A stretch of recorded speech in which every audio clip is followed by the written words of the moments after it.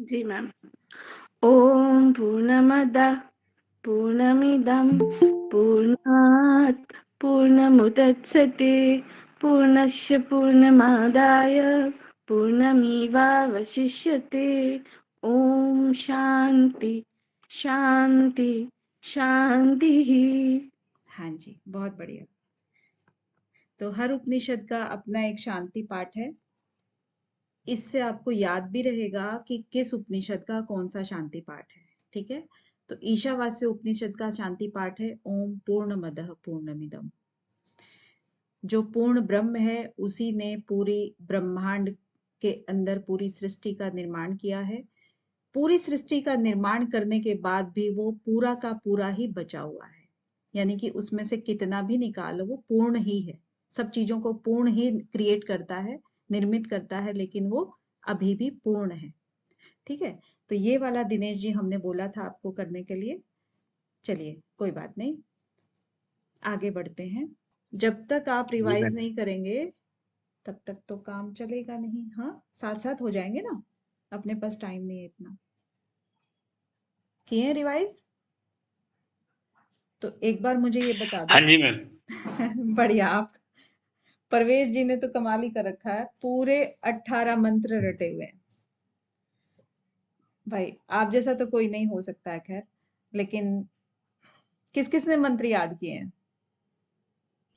दिनेश जी आपको कितना याद है? आप एक बार मुझे बता दें जरा कि छांदोग्य उपनिषद किस वेद से लिया गया है?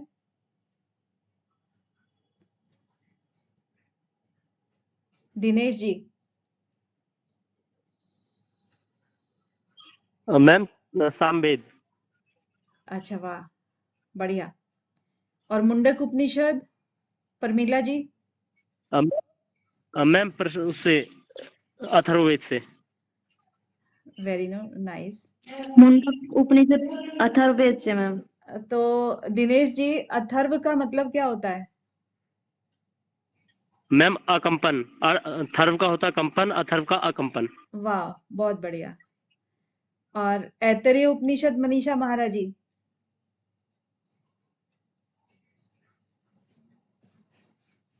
ऐतरेय उपनिषद किससे लिया हुआ है?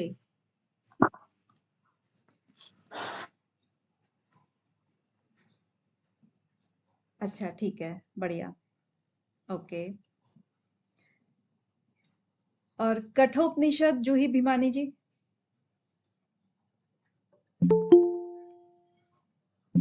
कठोपनिषद? कृष्ण यजुर्वेद। कृष्ण यजुर्वेद। और कृष्ण यजुर्वेद का कौन सा उपनिषद है? तैत्तिरीय उपनिषद। मैम बृहदारण्यक उपनिषद है। कठोपनिषद मैम। अरे हाँ वाह, कठो तो हो गया ना, एक बृहदारण्यक और है। अच्छा। तैत्तिरीय। कल ये किसने बताया? अभी शीतल जी ने बताया क्या वृद्धारण्यक? जी मैम। कल का आपको वो डायग्राम याद नहीं है क्या? 1 और 10, 2 और 9 ऐसे करके ना मैम। हाँ, अगर मैम कट यहाँ पर एक है, 10 9 ऊपर से ऊपर से अगर तीसरा 8 है ये, 7। तो नीचे से तीसरा कौन सा होगा? 1 2 3 ओ जो अच्छा, सॉरी मैम, सॉरी, मैंने शुक्ल यजुर्वेद का बता दिया, सॉरी मैम, मेरी गलती थी। हाँ, ऐसे आपको देखना है। इस तरह से आपके ना एक बार और नजर मार लेना, प्रैक्टिस कर लेना, बल्कि डायग्राम को रफ नोटबुक में अपना बना के रखना, या जहां पर भी आपने फाइनल नोट्स बनाए हुए तो साइड में ये बना लेना। हम्म, ओके। तो ये जो परमात्मा है, इसके बारे में ही चर्चा हो रही है सारी। हाँ, ईशावास्य और ये सब हमने 8 करके मंत्र किए थे। अब इन 8 मंत्रों में से अगर हम कुछ कुछ वर्ड्स उठाएं, जैसे एक ये वाला शब्द है, न विजु गुप्से गुप्स्ते, इसका अर्थ है, ये बताएंगे हिमानी जी। पूछा जाता है उसका, फिर बिल्कुल कोई भी पूछे, कोई भी रिप्लाई करे, लेकिन उसका अर्थ ना सबसे अच्छा क्लियर हो जाता है, क्योंकि डिस्कशन हो जाता है उसके ऊपर। अब ये जो जुगुप्से है, जुगुप्से एक शब्द आया था योग सूत्र में, आया था? याद है किसी को? Something like Swang Jugupsa. हाँ हाँ हाँ जी मैम, पश्चात्स्वांग जुगुप्सा। जुगुप्सा, है ना? तो ये जो शब्द है जुगुप्सा का मतलब है घृणा होना, घृणा करना। हाँ, या घृणा करना। और वी जुगुप से, वी का मतलब जहां भी होता है तो मतलब एक तरह से उस चीज को के ऊपर प्रेशर डाल दिया जाता है, और न लग गया है इससे पहले, इसका मतलब घृणा न होना, न करना, है ना? तो इसका नेगेटिव आ गया पूरा। तो यहाँ पर जो छठे में, क्योंकि ये जो शब्द होते हैं ना, ये ऐसे होते हैं कि एग्जामिनर इन्हीं शब्दों को पकड़ के, पता है कि बच्चे जो है ना सिर्फ ऊपर ऊपर से पढ़ के और आ जाते हैं। बहुत सारे बच्चे, देखिए एक उम्र का भी होता है, मेच्योर जी जो चीज हो जाती है ना फिर तो वो अच्छे से समझ लेते हैं। लेकिन स्टूडेंट लाइफ में हम लोग सिलेबस कवर करने के चक्कर में सिर्फ रट लेते हैं चीजों को, उसकी गहराई में नहीं जाते हैं, और एग्जामिनर इसी चीज का फायदा भी उठाते हैं। तो वो जो है ना ऐसे ऐसे शब्द आपको देंगे हार्ड लेवल के क्वेश्चंस में कि आप वहां पर फंस जाओगे, क्योंकि उनको तो छांटने हैं ना, 6% रिजल्ट निकालना है बस। ऐसा नहीं है कि बच्चे पास नहीं होते हैं, मेरिट में नहीं आते हैं बस, जो उनको मेरिट चाहिए। तो ये आपका योग सूत्र में भी आया है, और आपका एक जगह शायद हठ रत्नावली में भी आया है क्या, ये मुझे ध्यान नहीं है, लेकिन यहाँ पर तो है ही, ठीक है। और एक शायद भगवत गीता में भी है। तो ये शब्द इतना कई कई जगह पर आता है। तो जो इसका भाव क्या हुआ कि जो सभी भूतों में आत्मा को ही देखता है, यानी कि परमात्मा के अंश को ही देखता है, तो फिर वो किसी से भी घृणा नहीं कर सकता है। तो इसका ये अर्थ हो गया। तो इसके बाद और क्या चीज है, बाकी तो सब ठीक ही ठाक है। 8 हमारे हो गए थे, 8 मंत्र। हाँ, अब जो आगे करेंगे हम विद्या और अविद्या की चर्चा करेंगे यहाँ पर। अभी तक हमने क्या किया, कर्म निष्ठा की अवधारणा। आपका जो सिलेबस में है, कितनी चीजें हैं सिलेबस में आपकी, क्या क्या शब्द हैं, एक बार उन शब्दों को एक बार यहाँ पर देख लेते हैं। आपके जो सिलेबस के अंदर लिखे हुए हैं, एक तो है कर्म निष्ठा की अवधारणा, ठीक है, एक तो ये वाला पॉइंट हो गया। अब कर्म निष्ठा की अवधारणा के अंतर्गत आपने देखा पहला और दूसरा जो आपका मंत्र है वो आपकी कर्म निष्ठा की अवधारणा को करता है, क्योंकि जो कर्म के रूप में इन्होंने कहा ना कि ये भी जो ब्रह्मांड के रूप में जो जगत है, इसको तुम्हें त्याग रूप से, जितनी भी इसमें पदार्थ दिए हुए हैं सबके सब तुम्हें कैसे भोग करने हैं, त्यक्तेन भुंजी था, त्याग रूप में, क्योंकि ये सब आपका नहीं है, ईश्वर का दिया हुआ है। तो उसको सिर्फ आप अपने निर्वाह के लिए ही बस आपको त्याग रूप से भोग करो। और कैसे करो, जैसे एक मक्खी होती है ना, तो मक्खी क्या करती है, अपने जीने के लिए किसी भी चीज के किनारे पर कुछ रस लेकर के और उड़ जाती है। और अगर वो मक्खी बहुत ज्यादा लालच में कि मुझे किनारे पे तो कुछ नहीं मिलेगा, मैं अंदर तक जा करके इसका पूरा रस खत्म कर दूंगी, तो वो क्या करती है, किसी भी चाशनी में लगाओ या दूध में, चाय में, तो वहां पर बीच में जाती है तो वो डूब जाती है। यानी कि अगर उसके अंदर पूरी तरह से संलिप्त होकर के आप भोग करेंगे तो आप डूब जाएंगे, किनारे किनारे त्याग भावना से करेंगे तो तर जाएंगे। तो ये चीज ये कहना चाह रहे हैं, इसके अंदर आपको आसक्त नहीं होना है, माँ गृधा। दूसरे में क्या कह रहे हैं कि ये आपको जीने की जो 100 साल जीने की इच्छा रखनी है, ये ऐसे काम करते हुए, ऐसे विचार रखते हुए, ठीक है। तो इसके अलावा आपका कोई भी मार्ग नहीं है परमात्मा तक पहुंचने का। तो इस तरह से क्या होता है कि आप कर्मों में लिप्त नहीं होते हो। तो ये पहला आपका जो पॉइंट था कर्म निष्ठा की अवधारणा का, ये आपका क्लियर हो जाता है, ठीक है। दूसरा पॉइंट क्या था, विद्या और अविद्या। जब आप सिलेबस में देखेंगे ना तो आपके उन्हीं पॉइंट्स के साथ में हम इसको टॉपिक को क्लियर करते हैं, विद्या और अविद्या। तो अभी हम दूसरा पॉइंट के ऊपर जा रहे हैं, ठीक है। तो दूसरा पॉइंट हमारा स्टार्ट होता है यहां से।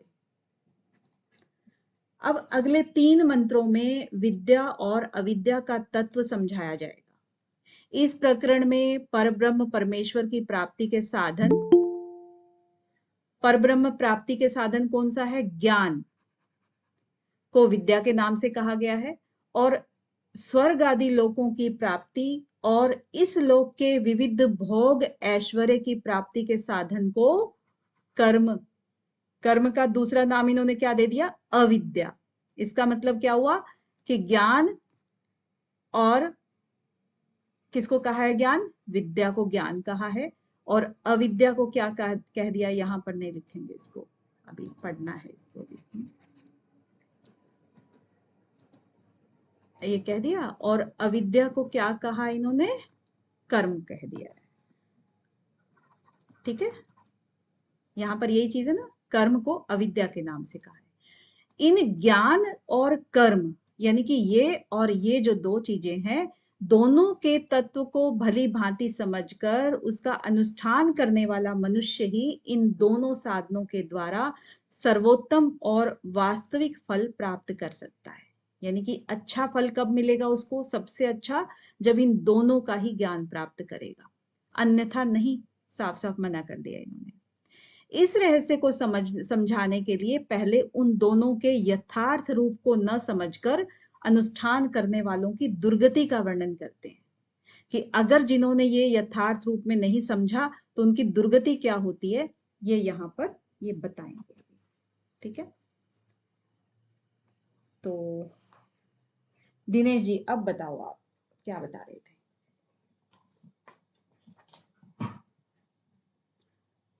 नौवें मंत्र को पढ़िए जरा,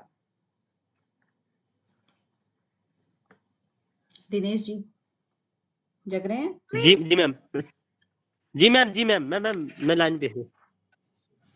अंधम तमा प्रविशन्ति ये विद्यामुपाश्यते ततो भू इव ते तमो ये विद्यायां रतः। हाँ, तो इसमें क्या कह रहे हैं? अंधम तमः प्रविश्यन्ति ते अविद्याम उपासते। तो ये जो मनुष्य हैं, ये जो अविद्या की उपासना करते हैं, अविद्या की उपासना करने वाले जो मनुष्य हैं, अविद्या का मतलब क्या बताया अभी यहाँ पर? अविद्या का मतलब हम आमतौर पे मैम क्या समझते हैं?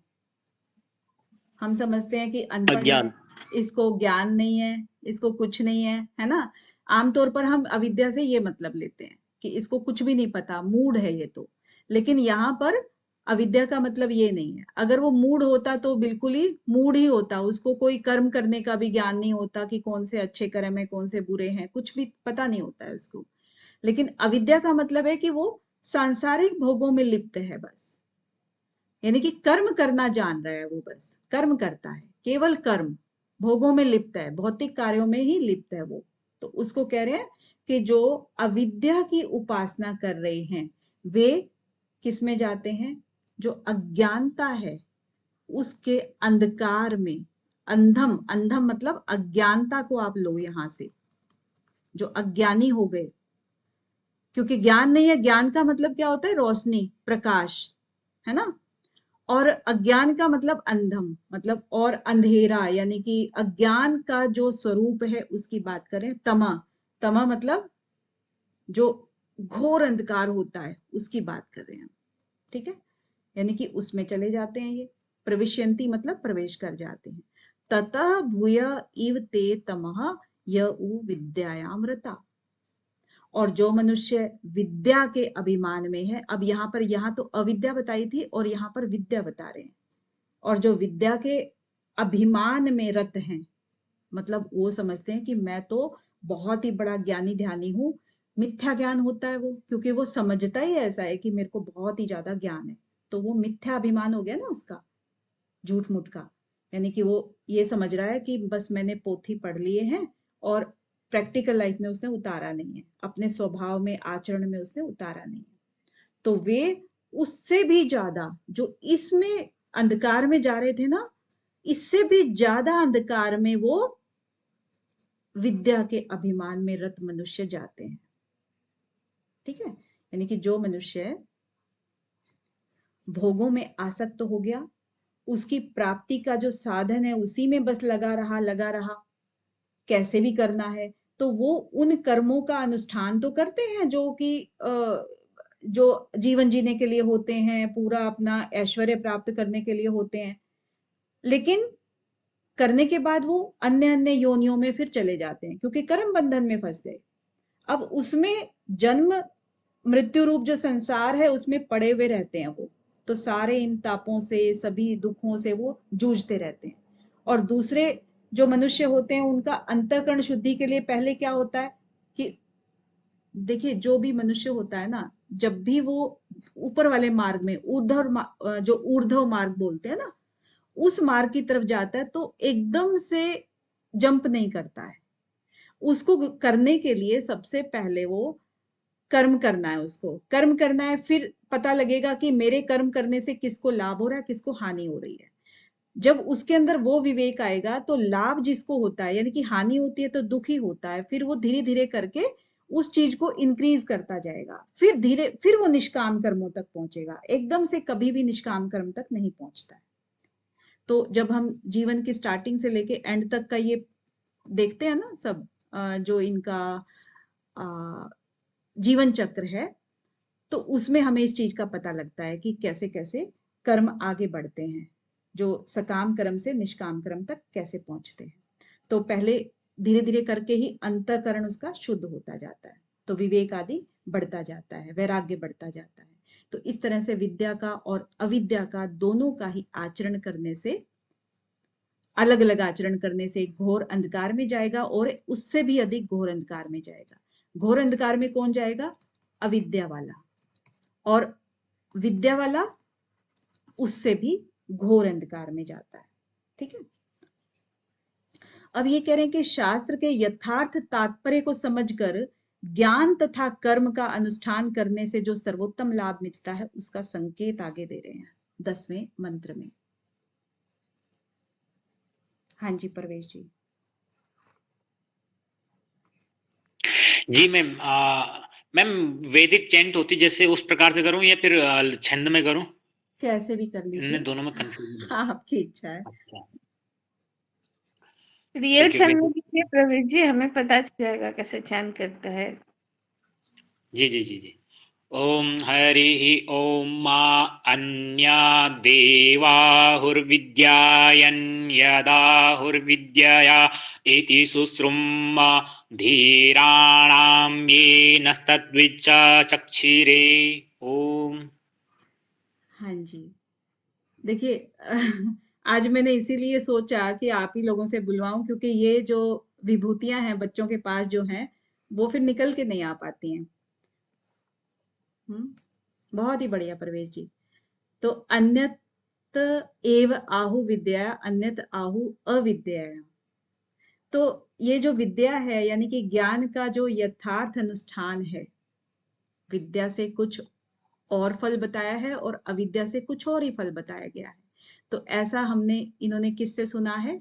ऐसा इन्होंने धीर पुरुषों से सुना है। धीर पुरुष कौन होते हैं? जो कि पहले से ही तत्व ज्ञानी होते हैं ना, उनसे सुना है। तो कहते जो ये विद्या का ज्ञान है, विद्या का यानी कि ज्ञान का जो यथार्थ अनुष्ठान करने से जो ज्ञान प्राप्त होता है, वो उसका फल तो दूसरा ही हो गया। यानी कि वो ज्ञान कैसा होता है? वो ज्ञान होता है परमात्मा की ओर जाने वाला, है ना। तो ये मार्ग हो गया परमात्मा का मार्ग। एक तो परमात्मा का मार्ग कौन सा बताया इन्होंने? विद्या वाला बताया। और अविद्या वाला कौन सा मार्ग बताया? जो भौतिक संसाधन होते हैं उनके अंदर सांसारिक चीजों में लिप्त रह करके जो भी हम चाहे समाज के लिए करें चाहे किसी के लिए करें, तो वो सब तरह की चीजें जो है वो इसमें आ जाती हैं। इस तरह से जो है ना, दो तरह के मार्ग बता दिए हैं। तो कौन कौन से बताए? विद्या का अलग, यानी कि जो केवल कर्म करते हैं उनकी बात करी। केवल कर्म करने वालों को कौन सी चीज मिलती है? क्या उनको आध्यात्मिक शांति मिलेगी? नहीं मिलेगी ना। उनको क्या मिलेगा? हमेशा दुख मिलेगा। क्योंकि दुख क्यों है? लगता है उनको कि सुख मिल रहा है, लेकिन वो सुख अंत में दुख में ही कन्वर्ट होता है हमेशा। और क्यों होता है? क्योंकि वो सारा संसार का जो जन्म मरण का चक्र है, उस चक्र में ही तो फंसे रह जाते हैं। जन्म लेंगे तो फिर वही दुखों के, जब तक मृत्यु नहीं हो जाता है, तो वही चक्र इनका चलता रहता है। तो इस तरह से जो ये अविद्या वाला जो का चक्र है, भाव बताइए मैम। क्या मानसी जी? स्व का भाव हमेशा रहेगा। हाँ, स्व का भाव तो रहता ही है। तो उसमें यही चीज होती है कि दोनों के जो मार्ग हैं वो अलग हैं, इसका फल अलग है और इसका फल अलग है। तो इसमें तो बस यही बताया है कि अन्यत एव आहु विद्यायाम अन्यत आहु अविद्यायाम, यानी कि जो ज्ञान का जो एक जो वास्तविक स्वरूप है, वास्तविक अनुष्ठान है, उसका फल अलग है, वही बताया जाता है, अलग फल बताया जाता है। और कर्मों का जो यथार्थ अनुष्ठान है, उसका जो फल है वो अलग बताया जाता है।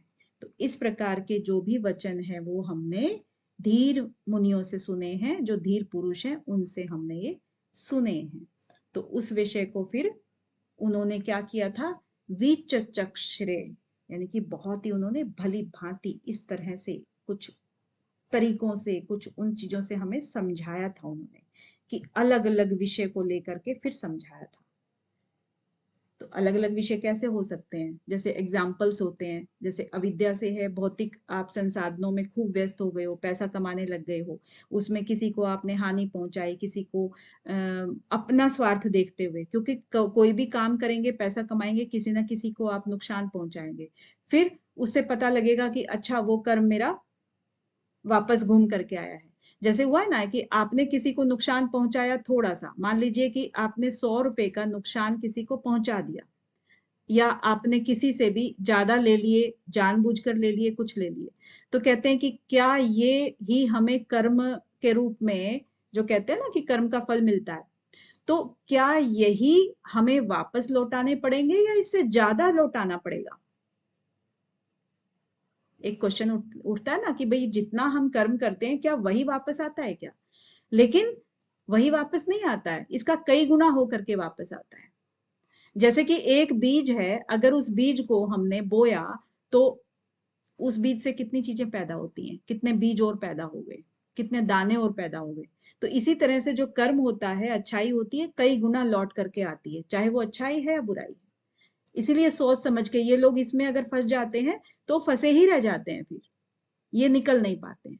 और परमात्मा का मार्ग जो हो गया वो परमात्मा की प्राप्ति के लिए होता है। फिर तो ये भौतिक सुख जो साधन है वो सब वो त्याग करके करता है। कहता है अकेला अगर ये करे तब भी ठीक नहीं है, अकेला अगर ये अनुष्ठान करे तब भी ठीक नहीं है। क्योंकि अकेला अगर ये करता है तो समाज के लिए उसने क्या किया? कोई पूछ के देखो कि समाज के लिए क्या किया उसने? समाज के लिए तो कुछ नहीं किया। तो इस तरह से ये विद्या जो है वो ज्ञान, यानी कि ज्ञान ज्ञान प्राप्त करते हैं, आचरण में नहीं लाते हैं वो, तो वो ज्ञान भी किसी काम का नहीं है। और जो अविद्या है, जो कर्म का जो बात करी है, कर्म या उपासना उसकी बात करी है, तो केवल और केवल कर्म करता है, ज्ञान प्राप्त नहीं करता है, तो वो भी किसी काम का नहीं है, तो वो इसके घोर अंधकार में चले जाते हैं। ये इसका अर्थ हुआ। क्लियर है?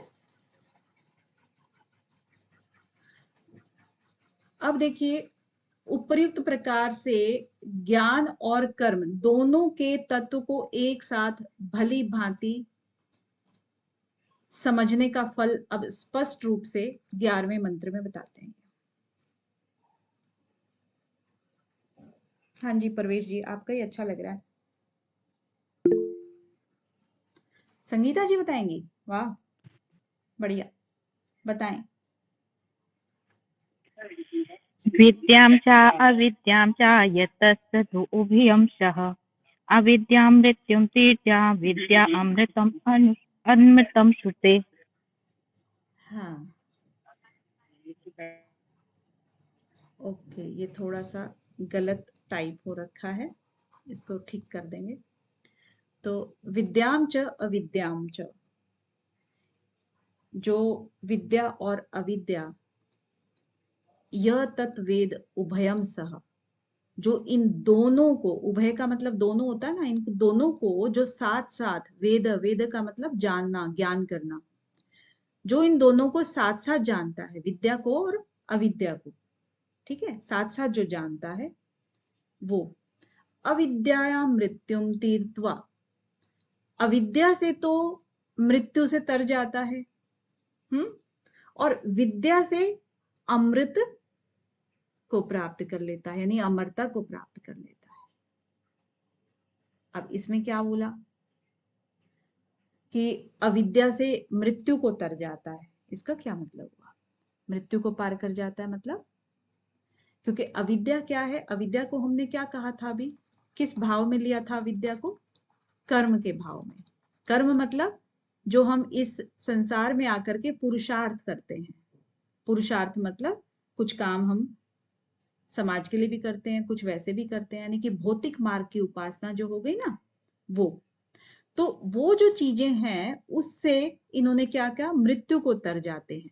क्योंकि जीवन जब हमारा स्टार्ट होता है तब से लेकर के हम हर चीज को, जो प्रकृति की चीज है उसको हम देखते आ रहे हैं कि कैसे कैसे कार्य होते हैं, कैसे कैसे जीवन चलता है। उसी जीवन को चलाने के लिए हम भी लग जाते हैं पूरा, और जब लग जाते हैं तो धीरे धीरे कुशलता तो आती है, लेकिन हम किसकी प्राप्ति नहीं करते हैं, विद्या वाली चीज की तरफ नहीं जाते हैं।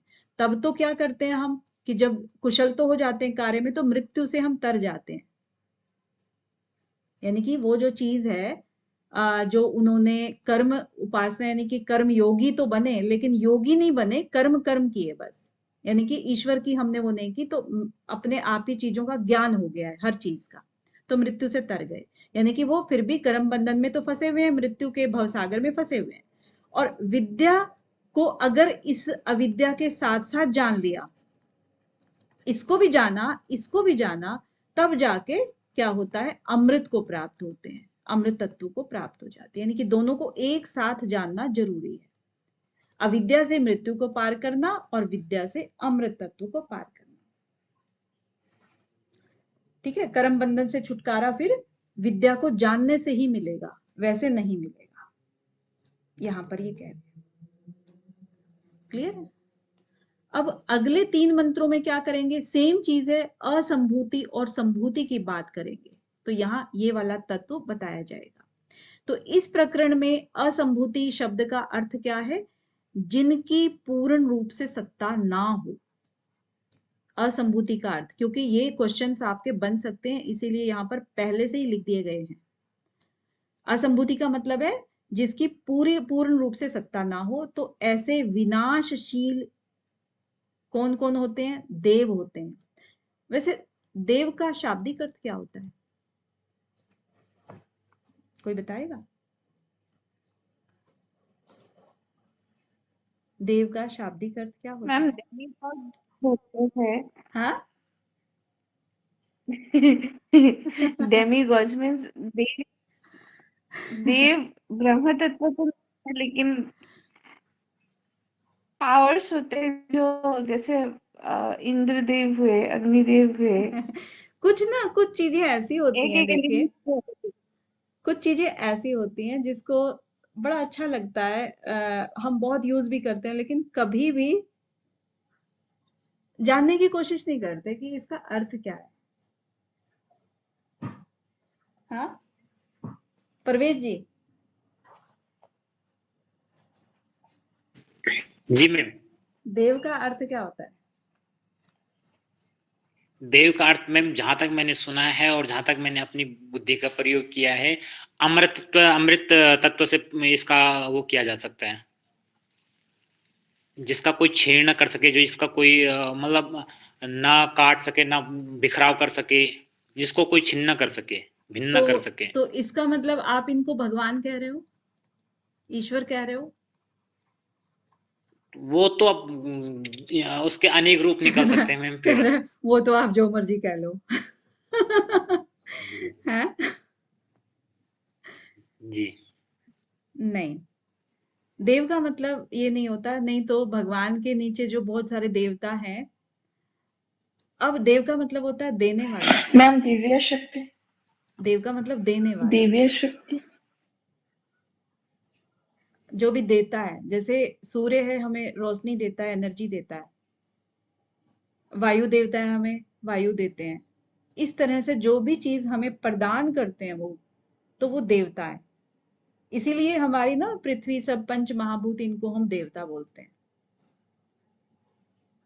और भी जो भी हैं तो ये इंद्र देवता है ना। तो ये देव का मतलब देने वाले, यानी कि इनको भगवान ने, जो ईश्वर है ब्रह्म है, जिनको हम ब्रह्म बोलते हैं, ईश्वर बोलते हैं, भगवान बोलते हैं, उन्होंने इन देवताओं को कुछ अपनी शक्तियां दे रखी हैं, अपनी अपनी पर्टिकुलर। तो ये इसीलिए देव है, देवता है। ऐसे ही एक जगत होता है, जगत नाम भी सुना है ना, किसको बोलते हैं जगत?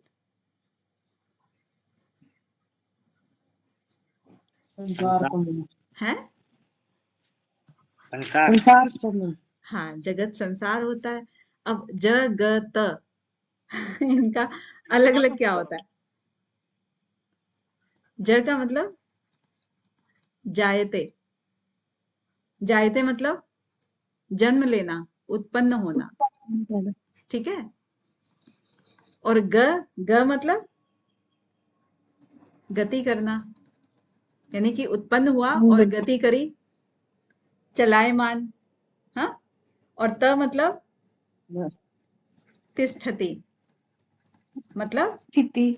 ठहरना, स्थिति। लेकिन ठहरना है, लेकिन वो परमानेंट ठहरना नहीं है। यानी कि कुछ काल के लिए मनुष्य इस जगत में आता है, संसार में आता है, थोड़ा टाइम ठहरता है और फिर चला जाता है, नष्ट हो जाता है। वैसे मैम तो ये तो संसार का भी यही तो मीनिंग है, संसरत इति संसारः। जो हाँ, सर सर करते हुए बहता हुआ जा रहा है वही संसार है। एग्जैक्टली। तो वो संसार का मीनिंग था और यहाँ जगत का मीनिंग है। हर शब्द देखिए, हमारे जो अम, आगम वचन बोलते हैं ना, आप्त वचन, आगम वचन, शब्द प्रमाण, इन्हीं से निकले हुए हैं ना हम लोग। तो ये इतने ज्यादा बुद्धिमान हैं ही नहीं कि इन शब्दों की रचना कर सके। तो हर शब्द को बड़ा खूबसूरती के साथ इन्होंने रचना करी है, बड़े अर्थपूर्ण तरीके से करी है। तो ये जगत का मतलब होता है, देव का मतलब होता है। तो ये बड़ी मतलब रुचिकर चीजें होती हैं। मुझे लगता है कि कम से कम जो यहाँ पर हैं वो तो नहीं भूलेंगे। और बड़ा अजीब लगता है जबकि पहले वाले क्वेश्चंस को आप ऐसे भूल जाते हो जैसे कभी आया ही नहीं था, कभी पहली बार सुना है आपने। कल मुझे बड़ी हैरानी हुई थी। तो चलिए, तो ऐसे विनाशशील देव, पितर और मनुष्य आदि योनियां और उनकी भोग सामग्रियां। तो क्या कह रहे हैं कि इस प्रकरण में जो असंभूति शब्द का अर्थ है, क्या अर्थ है उसका? जो कि पूरी तरह से उनकी सत्ता ना हो, यानी कि विनाशशील होते हैं, वो विनाश होने वाले होते हैं। देव हैं, पितर और मनुष्य आदि जो योनियां हैं, क्योंकि देव भी अपने जो है ना चेंज होते रहते हैं, यहाँ तक कि ब्रह्मा भी चेंज होते हैं, या आपने सबने पता होगा आपको। और ये जो योनियां हैं, सारी भोग सामग्रियां हैं, ये तो बिल्कुल ही क्षण भर की हैं। और इसीलिए इन्होंने 14वें मंत्र में असंभूति के स्थान पर क्या लिखा है, आगे हम पढ़ेंगे, विनाश शब्द का प्रयोग किया है इन्होंने। तो इसी प्रकार संभूति शब्द का अर्थ हुआ संपूर्ण जगत की उत्पत्ति, स्थिति और संहार करने वाला अविनाशी पर ब्रह्म पुरुषोत्तम। तो इससे आपको दोनों शब्द क्लियर हो गए। असंभूति का मतलब है विनाशशील, देव, पितर वगैरह, ठीक है। या ये तो हो गए जिनके अंदर जीव होता है। और भोजन की जो या भोग सामग्रियां हैं उनको भी इसमें लिया है असंभूति में, यानी कि भौतिक पदार्थ भी लिए हैं और जो पैदा हुए हैं जीव जिनका विनाश हो जाना होता है वो भी लिए हैं। और संभूति में क्या लिया है?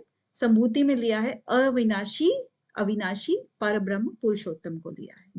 तो देव, पितर और मनुष्य आदि की उपासना किस प्रकार करनी चाहिए और अविनाशी पर ब्रह्म की किस प्रकार करनी चाहिए, इस तत्व को समझकर उनका अनुष्ठान करने वाले मनुष्य ही सर्वोत्तम फलों को प्राप्त होते हैं, अन्यथा नहीं।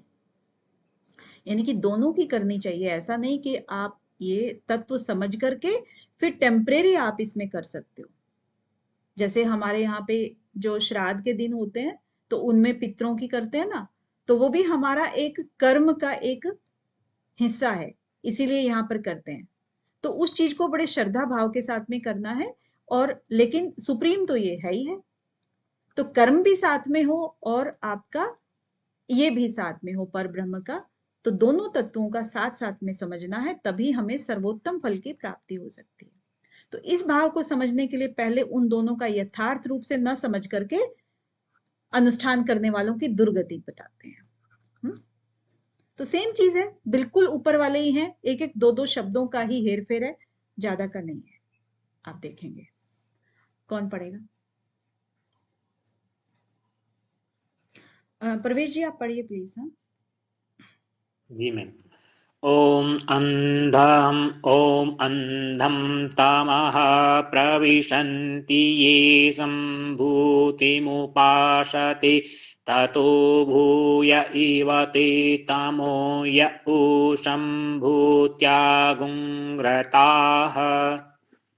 हाँ जी, तो सबसे पहले तो हम ना संभूति और असंभूति शब्द को ही थोड़ा सा देख लेते हैं। संभूति क्या होता है, संभूति शब्द से क्या मतलब है, कोई बताएगा। संभूति विद्या को रिप्रेजेंट करता है। हाँ जो मैम सत है वो संभूति होगा, जैसे जिसको विद्या समझ को संभूति के साथ रिलेट करते हैं। हाँ मैम ये कह सकते हैं अभी संभूति को जो समय के अनुरूप नया सृजन होता है, और असंभूति वह है जो अवांछनीय को समाप्त करता है, समय के साथ नष्ट होता जाता है। संभूति, संभूति होता है जो मार्ग देता है। गहरे हाँ, अंधकार में मैम विनाशशील जो देव होते हैं मैम, नहीं वो अभी आएंगे मैम इसमें अभी तो हम असंभूति में। संभूति और असंभूति की बात कर रहे हैं ना। जो विनाशशील पितृदेव आप अंजू जी बोल रहे हैं वो असंभूति की बात है। वो संभूति मतलब जो अविनाशी परमेश्वर है उसकी बात कर रहे हैं, अविनाशी परमेश्वर, ठीक है। इसका मतलब है क्या हुआ, एक ही है ना। संभूति एक इकट्ठा है, संभूति का मतलब इकट्ठा है, एक ही है, मतलब वो कार्य जगत एक तरह से हो गया कि जो कार्य करता है, यानी कि जो संभूति है, अविनाशी जो परमेश्वर है उसी के लिए ही कार्य करता है। अब यहाँ पर जो असंभूति है, अव्यक्त प्रकृति की जो उपासना करते हैं वो घोर अंधकार में प्रवेश करते हैं, और जो संभूति है यानी कि कार्य ब्रह्म है उसमें ही रत है, तो मानो वो और भी अधिक अंधकार में जाते हैं। तो यहाँ पर जो अव्यक्त प्रकृति क्यों कहा है इसमें, ये इसका देखिए व्याख्या ये मेरी नहीं है, ये मैंने उठाई थी कहीं से, इंटरनेट से ही किसी की थी, तो ये मुझे आइडिया नहीं है कि इन्होंने अव्यक्त प्रकृति क्यों कहा है, ठीक है। असंभूति को, असंभूति यानी कि जो ये अव्यक्त प्रकृति में इन्होंने शायद इस चीज को लिया है, जो कि व्यक्त प्रकृति क्या होती है, जो हमें दिखाई दे रही है। अव्यक्त मतलब जो हमारा सूक्ष्म शरीर वगैरह होता है वो अव्यक्त हो गया, ठीक है, दिखता नहीं है ना।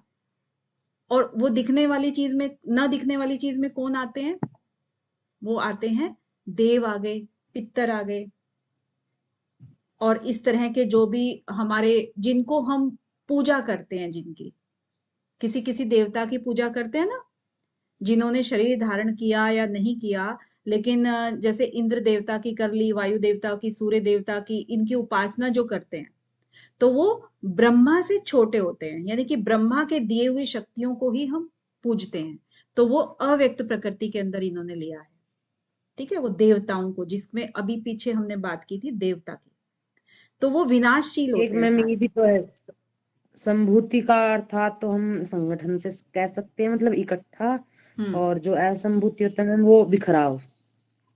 हाँ वो कह सकते हैं। तो जो बिखरा हुआ यानी कि यहाँ पर ये कई क्या है, ये उपासना को बिखरा के रखते हैं, ये आप बोल सकते हो, लेकिन अभी और इसको क्लियर करेंगे। तो यहाँ पर जैसे कि हम कह रहे हैं अभी सूर्य है, चंद्रमा है, और जो देवता आप पूजते हो जिनको भी, तो हमें देखने में किसमें आते हैं? ब्रह्मांड में आते हैं। ब्रह्मांड की रचना करने वाला कौन है? वो ब्रह्म है। ठीक है, तो ये जो ब्रह्मांड है, ब्रह्मांड के अंदर भी हमें लगता है कि ब्रह्मांड हमेशा बना हुआ है, इसमें कोई परिवर्तन नहीं होता है, लेकिन है ना परिवर्तनशील ये भी, क्योंकि जो तारे आज हैं वो तारे हमेशा नहीं रहते हैं, कुछ कुछ हजार करोड़ वर्षों के बाद वो चेंज हो जाते हैं। ठीक है, नष्ट हो जाते हैं। तो वो क्या हुआ? अविनाशी, वो विनाशी हो गए। ठीक है, तो ये सारे असंभूति के अंतर्गत आए। तो असंभूति में क्या हुआ फिर आपका, कि जो अपने व्यक्तिगत रुचि के लिए या व्यक्तिगत उन्नति के लिए जो भी उपासना करते हैं वो असंभूति हो गया, यानी कि व्यक्तिवाद से संबंधित हो गया ना, कि अपने लिए ही बस वो प्रोग्रेस कर रहा है, उसको दूसरे लोगों से कोई लेना देना नहीं है, तो वो असंभूति हो गया। ठीक है, वो घोर अंधकार में गए। अब जो करते क्या है कि खुद के लिए ही हैं, जिन्होंने ये मान लिया कि कार्य ब्रह्म है, यानी कि ब्रह्मा का ये जो कार्य है इसी में ही वो कह रहे हैं कि रत हैं, उसी के अभिमान में, मिथ्याभिमान, यहाँ स्पेशल शब्द यूज किया है मिथ्याभिमान, क्योंकि जो केवल और केवल विद्या का ही उपासना करता है या संभूति की उपासना करता है, तो वो किसी के लिए तो कुछ नहीं कर रहा है, वो अपने लिए कर रहा है। लेकिन उसके भी उसको अभिमान है, विद्या तो करी है उसने, वेद तो पढ़े हैं, उपनिषद तो पढ़े हैं, लेकिन अपने अंदर उसने धारण नहीं किए हैं। जब धारण नहीं किए हैं तो उसको मिथ्या अभिमान है कि उसको सब कुछ आता है। तो वो जो स्थिति होती है, तो उसमें कह रहे हैं कि यहाँ तो तुम पढ़े लिखे मान रहे हो अपने आप को, लेकिन इसीलिए तुम घोर अंधकार में जाते हो, बहुत और भी ज्यादा अंधकार में जाते हो। भाई ऊपर वाले तो क्या हुआ, ऊपर वाले जो असंभूति वाले हैं कम से कम कुछ तो कर रहे हैं, उनको तो ये भी नहीं पता कि वेद पुराण क्या चीज है, क्या उपनिषद है, लेकिन फिर भी वो कुछ कर रहे हैं। यहाँ पर आपको पता है, सब कुछ पता है, फिर भी आप नहीं कर रहे हो, अपने आचरण में नहीं ला रहे हो, तो आप घोर अंधकार में जाते हो। तो ये सेम चीज है जो आपकी विद्या और अविद्या की है, बस यहाँ पर इन्होंने एक जो एग्जाम्पल लिया है वो क्या लिया है संभूति और असंभूति में, कि एक तो हो गया आपका जो विनाशशील चीजें हैं उनकी उपासना करना, और एक अविनाशी तत्व की उपासना करना। ठीक है, दो चीजें होंगी। तो शास्त्र के यथार्थ तात्पर्य को समझ करके संभूति और असंभूति की उपासना करने से जो सर्वोत्तम परिणाम होता है, अब उसका संकेत यहाँ पर देते हैं। मैम, हाँ जी, ये असंभूति में मतलब देवताओं को पूजना असंभूति है में क्या? हाँ, विनाशशील पितर, यानी कि जो भी आपके विनाश होने वाली चीजें हैं उनको ही अगर आप पूजते हो, छोटी छोटी चीजों को पूजने लग जाते हैं ना, देखिए क्या होता है ना, जो गुरु होते हैं, एक और कंसेप्ट आ रहा है लेकिन विवादास्पद ना हो इसका भी डर लगा रहता है। तो जो गुरु होते हैं, गुरु अपने आप की पूजा कराने लगते हैं बहुत, या फिर उनके शिष्य उनको चढ़ाने के लिए उनकी पूजा करवाते हैं और उन्हीं को भगवान, यहाँ तक कि भगवान का दर्जा भी दे देते हैं। तो क्या ये ठीक है? क्योंकि कोई भी गुरु जो है ना वो भगवान तो नहीं बन सकता है, भगवान तो भगवान ही है, यानी कि ब्रह्म कह लो आप, इनको ईश्वर कह लो, वो कोई भी गुरु तो नहीं बन सकता है। अब इसकी पूजा अगर आप बिल्कुल भगवान कहला के कराओ, उनकी आरती करो, लिटरली आरती की थाली लेकर के लोग पूजा करते हैं, तो वो वाली जो चीजें हैं इनको कहा है आपका असंभूति। राम जी कृष्ण जी ये जब धरती पे आए तब इन्होंने भी तो गुरु किया, तो ऐसा मतलब बोला जाता है कि गुरु बहुत जरूरी होता है वहां तक पहुंचने के लिए, जैसे सबसे बड़ा गुरु है क्योंकि हमें वहां तक पहुंचाता है, वो हाँ, जो जूही सत्य है, सच्चा गुरु है, झूठा नहीं। आपने एक बहुत अच्छी बात बोली है जूही जी, कि गुरु है जो वहां तक पहुंचाने में मदद करता है, यही बात का सार है, आप समझ लीजिए। आपको खुद ही पता है, आपने खुद ही अपने आप ही बोल दिया है कि गुरु सिर्फ एक माध्यम है, आप उसको भगवान कह के मत बुलाए। फिर अगर आपने उसी को भगवान कह दिया तो आगे जाने के सब रास्ते तो ब्लॉक कर दिए ना, आपने ब्लॉक कर दिए ना, क्योंकि वहीं पर आप ठहर गए हो। जहां वो रास्ता बताने वाले थे उन्होंने आपको अपने पास रख लिया है और आप रह भी गए हो।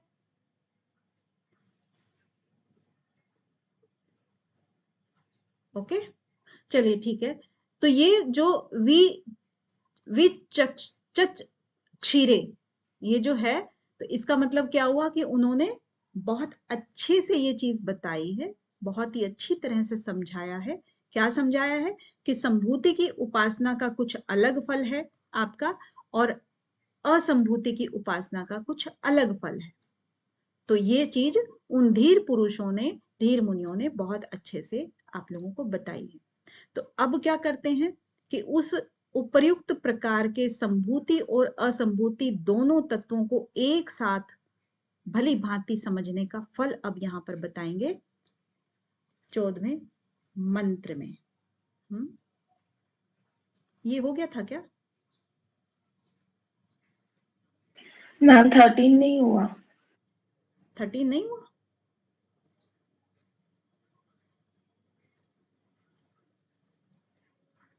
नहीं हुआ था क्या? 12 हुआ अभी मैम। 13 नहीं हुआ था, 12 हुआ था, 13 नहीं हुआ था। अच्छा ठीक है, आपने इसके एक्सप्लेन कर दिया। अच्छा ओके। तो आप परवेश जी। जी मैम। हम्म। ओम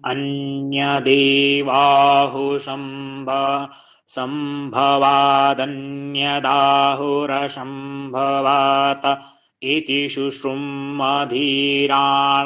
येन तद्विचक्षिरे।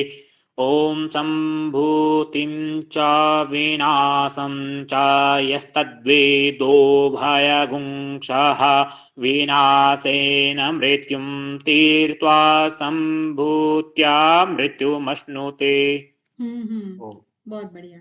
तो उसमें क्या था ना, असल में संभूति और असंभूति, विद्या और अविद्या के ही थोड़े बिल्कुल सिमिलर से हैं ये, कोई ज्यादा इनमें डिफरेंस नहीं है। अगर आप देखेंगे ना तो शब्द भी लगभग वैसे के वैसे ही हैं।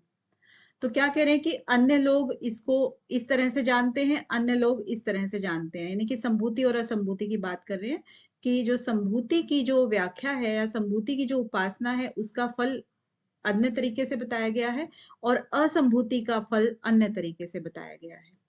और इस चीज को जो सुना है धीर पुरुषों के द्वारा, वो उन्होंने बहुत ही अच्छे तरीके से समझाया है। ऐसा उन्होंने धीर पुरुषों ने समझाया है। तो अविनाशी जो ब्रह्म है उसकी उपासना का जो हम यथार्थ रूप से जो समझते हैं, यानी कि वो सर्वज्ञ है, सर्व आधार है, सभी जगह व्याप्त है, करता है, धरता है, हरता है, सब कुछ है। तो उस अविनाशी को समझना जो है वो आपका संभूति में आ जाता है। ठीक है, तो इस प्रकार की जो सच्ची उपासना करते हैं वो अविनाशी पर ब्रह्म पुरुषोत्तम को ही प्राप्त होते हैं। यहाँ पर असंभूति की बात आ गई। ठीक है, और असंभूति में यानी कि जो विनाशशील देवताओं आदि की उपासना करते हैं, और पहले भी कहा है ना कि जो जिसकी उपासना करेगा वो उसी रूप में उसको प्राप्त हो जाता है। तो यानी कि जैसे देवता हो गए, पितर हो गए, और चाहे कोई भी गुरु हो गए, आचार्य हो गए, माता पिता हो गए, कैसे भी हो गए, तो उन सब की पूजा करना और भगवान की आज्ञा का पालन करके उनको अपनी परम सेवा समझना, दोनों चीजें हो गई ना। क्योंकि उन्होंने कर्तव्य समझ करके इन सब का कार्य किया, सामाजिक जो आपके रिश्ते हैं उनका, देवताओं का, सबका, और ऊपर से आपने पर ब्रह्म का तो है ही है। तो उससे क्या हुआ, उनके अंतःकरण की शुद्धि हो गई, क्योंकि सच्चे मन वाले ही ये काम कर सकते हैं। तो इस तरह से दोनों जब काम करेंगे तो सर्वोत्तम फल प्राप्त होता है। यही इन्होंने कहा था ना, सर्वोत्तम फल की प्राप्ति।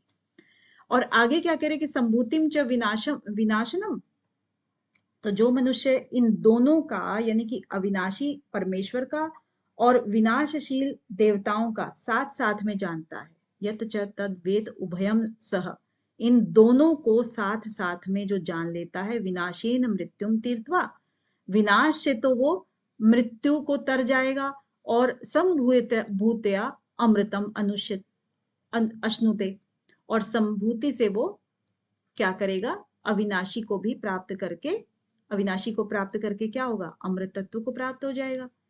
अविनाशी को प्राप्त होगा तो अमृता ही मिल जाएगी ना उसको, तो इस तरीके से उसको लास्ट में अमृता मिल जाएगी, ये दोनों तत्वों को अगर वो ठीक से जान लेता है तो। अब इसके बाद श्री परमेश्वर की उपासना करने वालों को परमेश्वर की प्राप्ति होती है। इसने कहा ना, क्योंकि जो जिसकी उपासना करेगा उसको उसी की प्राप्ति होगी।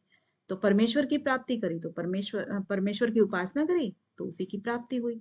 अतः भगवान भक्त को अंत काल में परमेश्वर से उनकी प्राप्ति के लिए किस प्रकार प्रार्थना करनी चाहिए। अब देखिए प्रार्थना आती है यहाँ पर, आपकी क्या क्या चीजें हो गई, यहाँ पर हम पॉइंट्स कुछ बना रहे थे। हाँ, विद्या, विद्या, संभूति, असंभूति। नहीं, हाँ, कर्म निष्ठा की अवधारणा हो गई, विद्या अविद्या हो गई, तीसरे नंबर पर आपका संभूति और असंभूति हो गई, और अब ये प्रार्थना, हालांकि प्रार्थना जो है ना उसमें से क्वेश्चन बन जाते हैं, ठीक है, तो इसीलिए इसको रख लेते हैं कि ब्रह्म का ज्ञान जो होता है वो, और आत्म भाव आपका कैसा हो, वो भी एक पॉइंट है आपका। ये चौथा पॉइंट, ये पांचवा पॉइंट, यानी कि ये पॉइंट्स आप देख लीजिएगा। तो प्रार्थना पे आते हैं अभी 15वें मंत्र से। हाँ जी, कोई और पढ़ना चाहे तो पढ़ सकता है, नहीं तो प्रवेश जी तो पढ़ ही रहे हैं। जल्दी से आज इसको कंप्लीट कर लेते हैं। नवीन जी आप भी शामिल हो सकते हैं, संजीत जी आप भी हो सकते हैं शामिल।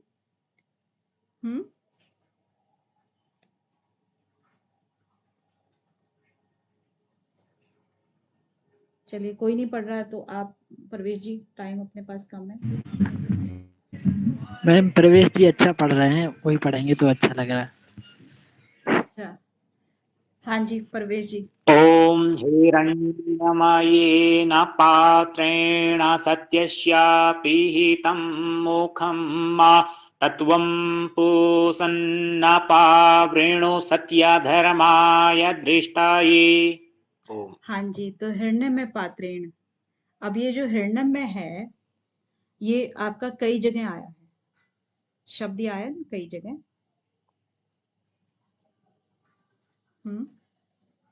जो हिरण्यमय पात्रेण है वो सत्य जो है, अपिहितम मुखम, सत्य हम क्या होता है कि सत्य रूपी जो चीज है वो ढका हुआ है हिरण्यमय पात्रेण के द्वारा। तो आप जो यहाँ पर तत्त्वम पूछना अपावृणो सत्य धर्माय दृष्टे, तो इसका क्या मतलब हुआ कि जो आप सत्य धर्मी हैं उसका दर्शन हो सके तो आप उस आवरण को हटा लीजिए। तो अब ये हिरण्यमय जो है ना, इसका एक बार हम समझ लेते हैं अर्थ क्या है, क्या क्या अर्थ हो सकते हैं इसके।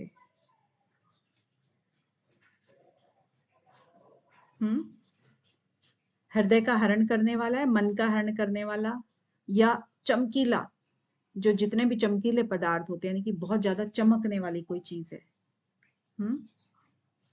क्या बोलोगे इसको, सारे ही मतलब निकलते हैं। तो यहाँ पर ये क्या है कि जो चमकने वाली चीज है हाँ, हृदय का, हाँ, तो जो जितनी ज्योति है सूर्यमंडल, यदि इतने प्रकाश की कई हजारों सूर्य भी मिल जाए तो वो वाली जो ज्योति होती है उसको हिरण्यमेन बोलते हैं, हिरण्यमेन पात्रेण। तो जो पात्र है वो वाला। अब इस प्रकार प्रार्थना करें भगवान से, क्योंकि यहाँ पर क्या कहा है कि अंत काल में परमेश्वर से उनकी प्राप्ति की प्रार्थना करनी सीखनी है हमें। तो इस प्रकार प्रार्थना करनी सीखनी है कि हे भगवान, आप इस ब्रह्मांड के पोषक हैं, पूष्ण लिखा है ना यहाँ पर, पोषण करने वाले हैं आप इस ब्रह्मांड के। तो इसको जब आप इसके हैं तो आप सबको पोषण करने वाले हैं, तो सबको पुष्टि देते हैं, पुष्टि प्राप्त होती है आपसे सबकी। तो आपकी जो भक्ति है वो सत्य धर्म है, सत्य धर्म है, ठीक है, सत्य धर्माय, यही हमारा धर्म है, मैं उसी में लगा हुआ हूं। और इसीलिए आप मेरी पुष्टि कीजिए। पुष्टि का मतलब है आप मेरी जो भी मनोकामना है, जो भी मेरा मनोरथ है, जो भी मेरी भावना है, आप उसको मिटाइए। तो मेरी भावना क्या है कि वो देखेंगे कि आपका जो ये दिव्य रूप है, दिव्य जो मुख है, जो प्रकाश में चमचमाती हुई जो रोशनी है, उसके पीछे है वो। क्योंकि यहाँ पर अभी बोला कि कितने हिरण्यमय गर्भपात्रेण, यानी कि आपके आगे जो है बहुत सारी रोशनी जो है ना, बहुत सारी रोशनी है और आप उसके पीछे छुपे हुए हैं। तो ये जो ज्योतिर्मय रोशनी है, ये आप इससे ढके हुए हो, तो मैं इसका दर्शन करना चाहता हूं, तो आप इसको कृपया करके हटा लीजिए। यानी कि इसके पास मैं आपको ये आप जब समेट लेंगे, नेक्स्ट में ये कंप्लीट होता है, 2 मंत्रों में कंप्लीट होता है। तो ये सत्य धर्म दृष्टि, मतलब उसका जो सत्य धर्मी है उसका दर्शन हो सके, आपका दर्शन हो सके। जिसके अंदर सत्य धर्म निवास करता है उसको सत्य धर्मी बोलते हैं। तो मुझे ये काम करना है। आगे ये पूछने वाला एक बार ये भी आप उच्चारण कर दो।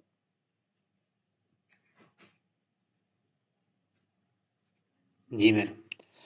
ॐ पूषन्ने कर्षेयाम सूर्यप्रजापत्यव्यूहरश्मिन् समूह तेजो यते रूपं कल्याणतमं तते पश्यामि योऽसावशो पुरुषः सोऽहमस्मि।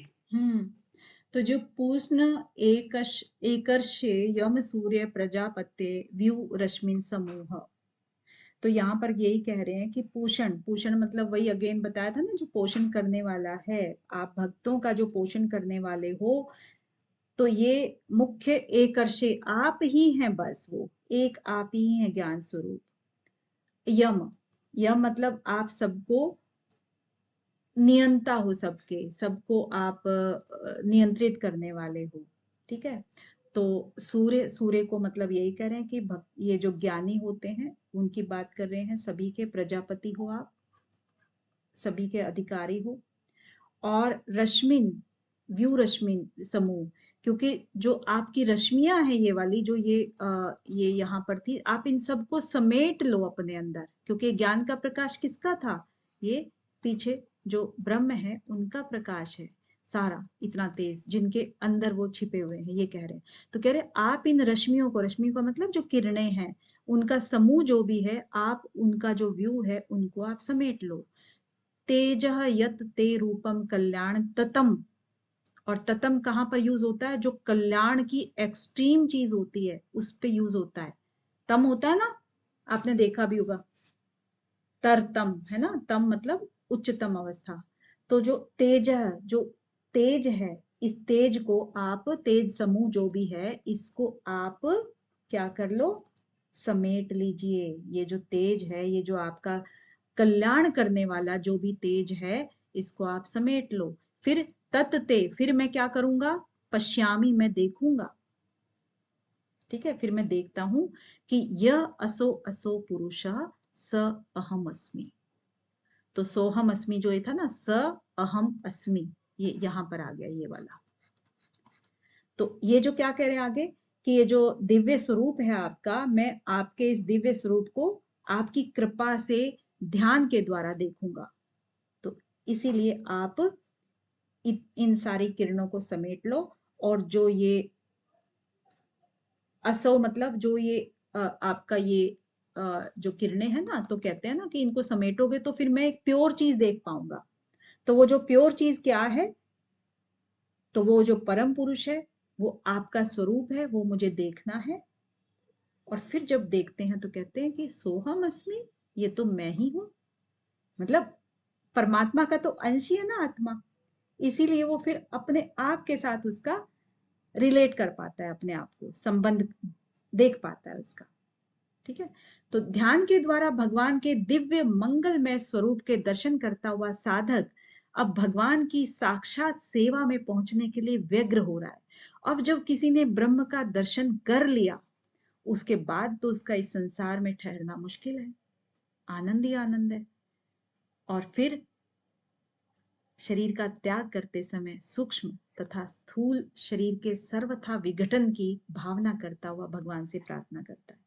अब उसको शरीर की कोई आवश्यकता नहीं रही है, क्योंकि यहाँ पर आप इस चीज को रिलेट कर सकते हो पंचकोश से अपना। पंचकोश आपने पढ़ा है ना, क्योंकि आत्मा कहाँ पर रहती है? आनंद में कोश में लगाइए, है ना। तो हमारा क्या है? स्थूल शरीर है, तो ये कौन सा कोश हो गया? सबसे पहले वाला अन्नमय कोश। हम तो ज्यादा करके अन्नमय कोश में ही रहते हैं, इसी का भरण पोषण में आम आदमी जो है ना चलता रहता। तो ये जो आत्मा को कैसे देखेगा इतने लेयर्स के अंदर? अब जब इसने इसको देख लिया तो फिर उसको बाहर आने की जरूरत महसूस नहीं होती, ठीक है ना। ये बड़ी प्रैक्टिकल बात है। अब 17वां मंत्र। जी मैम। ॐ वायुरनिलममृतमथीदं भस्मान्तगुं शरीरं मा ॐ क्रतो स्मर क्रतगुं स्मर क्रतो स्मर कृतगुं स्मर।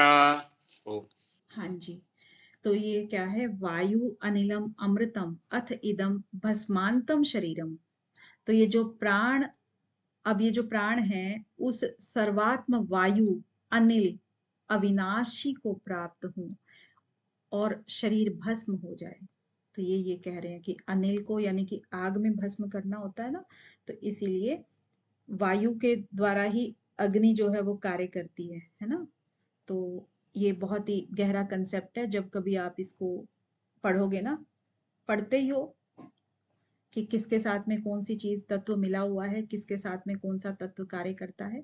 तो वायु अनल अमृतम, जब ये वायु है यानी कि प्राण वायु है और ये इंद्रियां हैं, ये अमृत तत्व यानी अविनाशी, और इस वायु तत्व में प्रविष्ट हो जाएं और ये जो शरीर है, स्थूल शरीर है, ये अग्नि में जलकर भस्म हो जाए। यानी कि एक तो प्राण होते हैं शरीर में, तो प्राण क्या है? मिल जाए, वो भी नील हो जाए, और जो अग्नि है इसकी शरीर की, स्थूल शरीर में जो भी चीज है तो वो भस्म हो जाए फिर। और इसके बाद ओम कृतो स्मर, तो ये जो ओम है सच्चिदानंद भगवान को कहते हैं, ब्रह्म को कहते हैं। कृतो मतलब ये जो यज्ञ में भगवान है ये। स्मर, स्मर मतलब आप मुझ भगत को स्मरण करें, आप मेरे को बुला लें, तो मेरे द्वारा जो किए गए कर्म हैं उनका स्मरण करें, ठीक है। मेरा स्मरण करें, मेरे कर्मों का स्मरण करें। और कृतो स्मर मतलब सारे मेरे इन चीजों का स्मरण करके मुझे अपने पास बुला लें, यानी कि किए हुए जितने भी कर्म हैं, जितनी भी चीजें हैं, तो उन सबको मेरे को स्मरण कीजिए और अपने पास, यही कह रहे हैं, बुला लीजिए। इस प्रकार अपने को आराध्य देव पर ब्रह्म पुरुषोत्तम भगवान से प्रार्थना करके अब साधक अपुनरावृत्ति अर्ची आदि मार्ग के द्वारा परम धाम में जाते समय उस मार्ग के अग्नि अभिमान देवता से प्रार्थना करता है। लास्ट में अग्नि की प्रार्थना। हाँ जी जी मैम। ॐ अग्नेनाय शुपथाराय अस्मान् विश्वानि देववयुनानि विद्वान् यूयोऽद्यस्माज्जुहुराण मेनो भूयिष्ठां ते नम उक्तिं विधेम। तो अब मैम यहाँ, एक बार मैं ट्राई करूं इसको। हाँ जी। ॐ अग्नेनाय सुपथाराय अस्मान् विश्वानि देववयुनानि विद्वान् यूयोधसं जुहुराणमेनो भूयिष्ठां तेनम् उक्तिं विधेम। तो ये यहाँ पर क्या कह रहे हैं कि अग्ने नय सुपथाराय। सुपथ, सुपथ मतलब अच्छे पथ से, सुंदर शुभ पथ से मुझे ले चलिए। तो आपको पता है कि जब जीवात्मा जाती है तो एक उत्तरायण और दक्षिणायन, ये दो रास्ते इनके होते हैं। तो उत्तरायण में जब भी जाती है तो वो अच्छा शुभ मार्ग माना जाता है। तो उसी मार्ग से कह रहे हैं कि मुझे ले चल हे अग्नि देवता, मुझे इस अग्नि जो उत्तरायण मार्ग है उससे लेकर के चलिए। राय अस्मान विश्वानी देव वायुयान वयुनानी विद्वान। तो ये अग्निदेव को ही कहते हैं कि हमें उस परम परमेश्वर की सेवा में पहुंचाने के लिए, राय उसमें पहुंचाने के लिए मेरे को उस शुभ मार्ग से लेकर के जाओ जो विश्वानी है। विश्वानी मतलब जो संपूर्ण कर्मों को जानने वाला है। विश्वानी देव वयुनानी विद्वानः, जो सभी मेरे कर्मों को जानता है कि मैंने सब शुभ कर्म करके ही मैं जा रहा हूँ। क्योंकि अग्नि देवता ऐसा तो है नहीं कि कोई पापी या मूढ़ आत्मा जो है ना वो अग्नि को रिक्वेस्ट करेगा कि मुझे तो अच्छे मार्ग से लेकर चल, तो वो ले जाएगा। क्योंकि कहते हैं कि वो सभी मेरे सभी कर्मों को जानते हैं और आप भी जानते हैं कि मैंने सभी शुभ कर्म किए हैं, इसीलिए मुझे अच्छे मार्ग से लेकर के चलिए। योधि अस्मत् जुहुराणाम। तो जो हमारे इस मार्ग के जो प्रतिबंधक हैं या कोई भी पाप किए हुए हैं, एन भूयिष्ठामः, तो बार बार नमस्कार करके हम कहते हैं कि जो उन सब को तुम हटा दो मेरे सामने से और मुझे उस मार्ग से लेकर के चलिए। यानी कि जो भी कर्म मेरे ऐसे हैं उन सबको आप दूर कर दीजिए। इसीलिए आपको हम बार बार नमस्कार करते हैं। ते नमः उक्तिम विधेमः, हम कहते हैं आपको बार बार नमस्कार करते हैं।